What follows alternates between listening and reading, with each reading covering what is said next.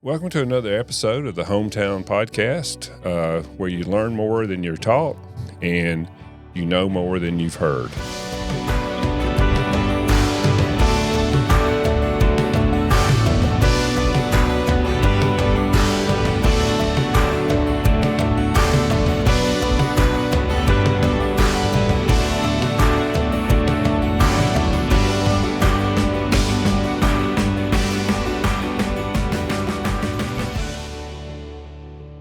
Our special guest today is Cayla. Cayla. Yeah.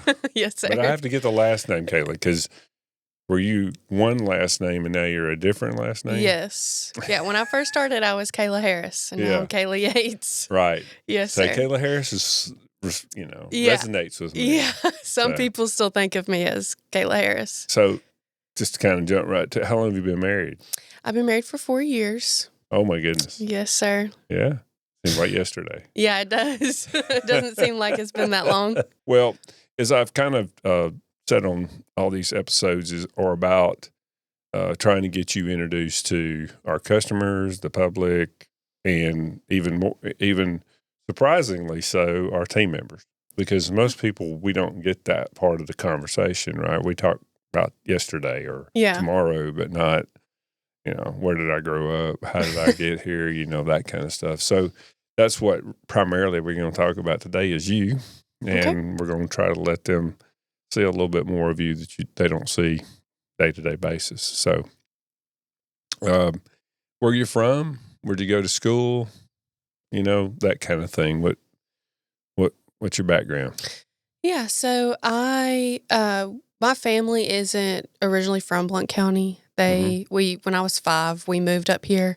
So we lived in Center Point before then, but then we moved up here, and we kind of lived in the Royal area between Sneed, Susan Moore, and I went to Locust Fork till the 6th grade, and then I moved to Oneonta, and that's where I graduated from. So I just say I'm from Oneonta. Yeah. Yeah. Well, do you have hard time getting people to understand Oneonta? They'll say, "What?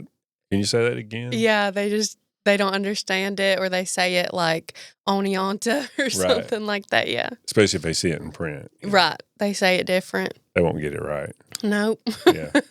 Well, you can say Locust Fork. That's pretty easy. Mm-hmm. Royal, it's good, but, it's people don't realize that it's just a crossroads. Yeah, it's not really a town. Yeah, right. Yeah.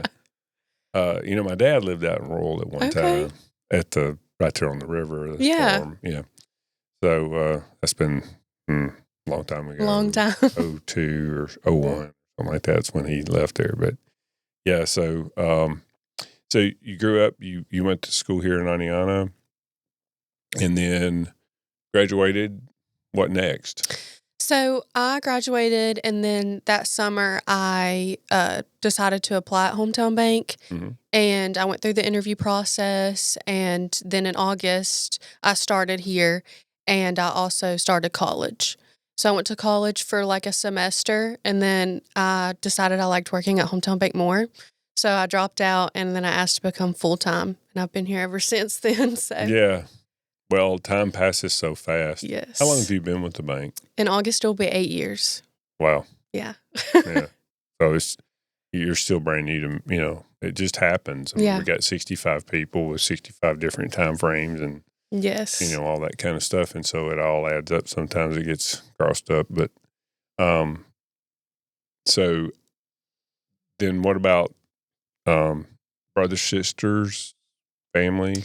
Yeah, so I have 2 older sisters and a younger brother, and my oldest sister, she has kids, so I have a nephew and a niece, and I love them so much. And then, so both of my sisters are nurses, and my oldest one, she's a case file workman's comp manager nurse, and so she does that, and so then my other sister, she is a flight nurse, and she works at UAB, so she has a pretty cool job. Yeah. And then my younger brother, he's going to school for accounting.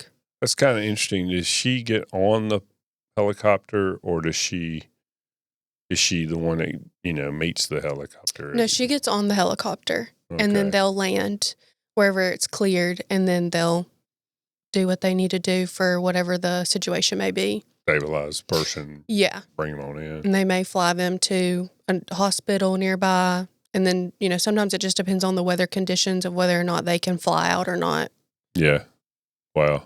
Yeah, that would be, I can see it being a real challenge, but yet it could be rewarding challenge, So that's exciting. I mean, you probably got a new story all the time. Yeah, she does. Of what's going on. Because, we have, with UAB, we have one of the highest level trauma centers in the Southeast. And so we have people flying in there from all over the place. Oh, yeah. And we're so fortunate. I mentioned this on a couple of shows before, but to have UAB as a resource for healthcare. I mean, we're 45 minutes from one of the best hospitals in the country. Yeah. So, and the healthcare overall. I mean, not just in hospitalization, but everything. So, all right. So that's the brothers. So then, how did you get? You've mentioned a little bit about the interview, but how did you get here? Just straight up out of high school? Did you have any jobs in high school? Yeah. Any So of that kind of stuff. Actually, my oldest sister, Ashley, she used to work at the bank. Mm-hmm. And so she kind of helped get my resume in. But throughout high school, I did have 3 jobs. My first one was at Allen Mix. I loved it. And then I went from there and I worked at Blount Linen with Trent. And that's when he owned it. And then I went to Toke for a little bit. And then I decided to come here. Yeah. Yeah, we have an Allen Mix Linen. Yeah, there's a lot of people. Yeah. Right. It's one of the few places in Sneed, or used to be one of the few places in Sneed to eat. So if you worked at the branch or you visited the branch or whatever, you went to Allen Mix. Yeah. Well, then when you go in Allen Mix and you see someone that might have, some potential, and we start talking about it, and next thing you know, we try to get them in for an interview. What was the interview process like with us? I mean, with HomeTown? Yeah, so back then, I went through 3 interviews, and it felt like between each one, it just was like forever. And I was just like, are they ever going to call? Like, am I going to get the job? But it really wasn't that bad. It was just a conversation. It's not like a typical interview. So that was really nice. Just trying to get to understand. Yeah, that's something we don't talk a lot about. Yeah. But we're very adamant about making sure that the person, is a fit for our culture, our company, and all that kind of stuff. And so sometimes, it can get laborious for the person getting in because they're nervous. They want the job or whatever. And we try to explain to them, this is in everyone's best interest, but this is going to take a little more time than what you're accustomed to.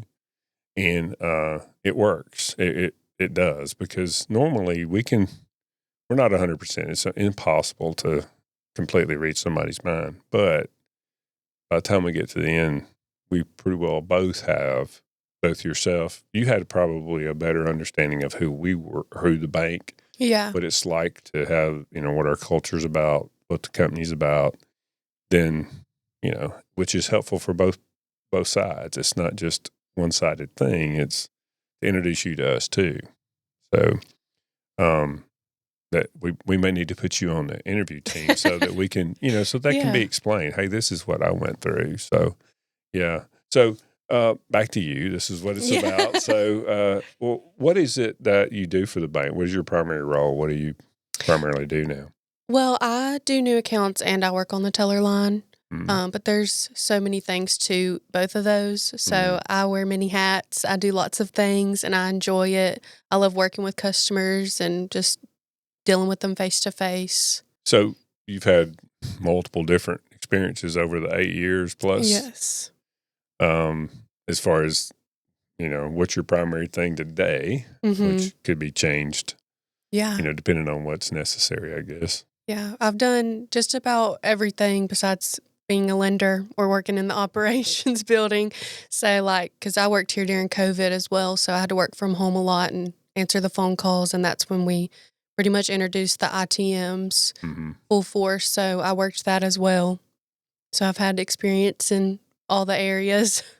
Yeah. Years ago, we thought that the best thing for someone to do was to run proof, that's an odd term for some people, but it introduced them to how the bank worked and how all the transactions that occurred out there happened. now I think the very best thing is put them on communication so that they can hear and Oh, talk yeah. to all types of people in all types of Yeah. circumstances. And now, I mean, they're all over the country. I mean, they're traveling, they're doing this or they're doing that, or they're working and they just happen to be out of town, but they need the same thing that they might need if they're right here in our back door, you know. So not that they live out of town, but my point is their work takes them there, and they need us, you know, immediately. Oh, yeah. And if they call the phone, it's a reason. There's a reason behind it. So it's a to me, the communications thing is one of the coolest spots to sit and listen to and hear the stories about what's you know, why someone called, what's the deal. Yeah, it's definitely an Yeah, experience that yeah. everyone should do. Yeah. Everyone should Yeah. have that experience. So maybe that Yes. needs to be one of the things that we implement all the time. So what do you find unique about HomeTown as far as working here as an organization, as a culture, as a way of doing business? I mean, what is it that you, or as a place to work, I guess? And I think it's just everything, the people that I work with and just how we operate as a bank, because I hear stories from people that have worked at other banks or just customers that come in and they're like, I want to move my accounts here. And I'm like, I could never work at another bank. If something happened where I didn't work here anymore, I just couldn't do it. yeah, it's we talk about it, and I'd love to hear that it's being done. I mean, you know, that you can see it, you can understand that is the difference. That is the way it's really more or less, you know, how we treat people, how we wait on people, Oh, yeah. and make them first. What's kind of the funniest, not necessarily the funniest thing, but a funny thing that's happened while it's got to be something funny in the 8 years plus. There's no telling. I mean, I've been at the bank when someone brought in like a baby goat before and I got to hold it. And then there's just been like sometimes And no one took a picture? I have a picture with it. Yeah. Well, we Somewhere. might need that for a later purpose. Yeah. Okay. And then I've been, at Cleveland. Sometimes the like mice get into the ATMs, but I've never had the experience of having to open it up and have one come running out at me. But I've definitely heard some stories. Yeah, we've shared that on this Yeah. podcast before. So yeah, we're real familiar with the fact that the mice like the warm comfort They do. of the ITM, and something about those wires too that they really enjoy. Yes. So, and we're out, you know, that location's kind of out in what used to be a field, Right. and so you're going to have that kind of situation every once in a while. So, well, what it is that you're working on now? I mean, what do you said you're opening accounts now, or what is it? Yeah, so I do open accounts for customers as well, but I'm on the teller line primarily right now. Because we're just given the opportunity to train someone else at our location. So just whenever that person needs help or ask questions, I'm there for that as well. So you're the trainer too. Yeah. You know, our training thing here is that we just put good people with the new person and say, do like her. Yeah. Or do like him. Yeah. Whatever. Learn from this person. Yeah. Do that. And so that puts it on both of them. Well, what about outside the bank? What kind of hobbies do you have? What kind of things do you enjoy doing when you're not here? Yeah, so I like to do photography and I like to take pictures. I've just never pursued it as much as I probably could have. So I just do that periodically, mainly for family, but sometimes I do it for like friends if they ask me. But I'm not much of a reader. I really like to watch like TV shows and movies. So that's what I'm doing most of the time is watching stuff. Yeah.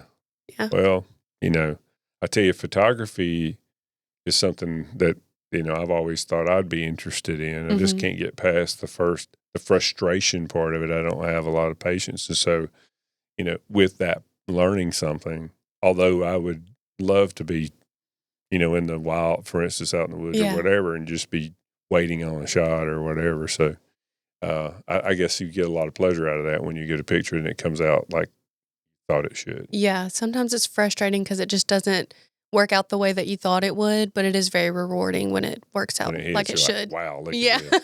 Yeah, let me publish this or something. Yeah. Yeah.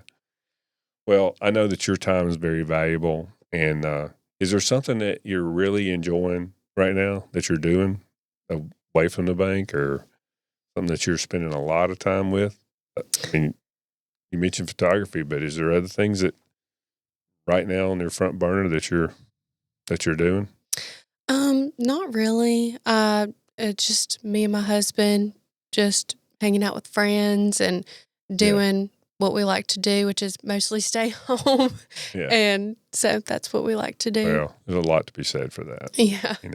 So, well, thanks again for your time. I know that it's very valuable, and we appreciate you letting us introduce you to all those folks out there.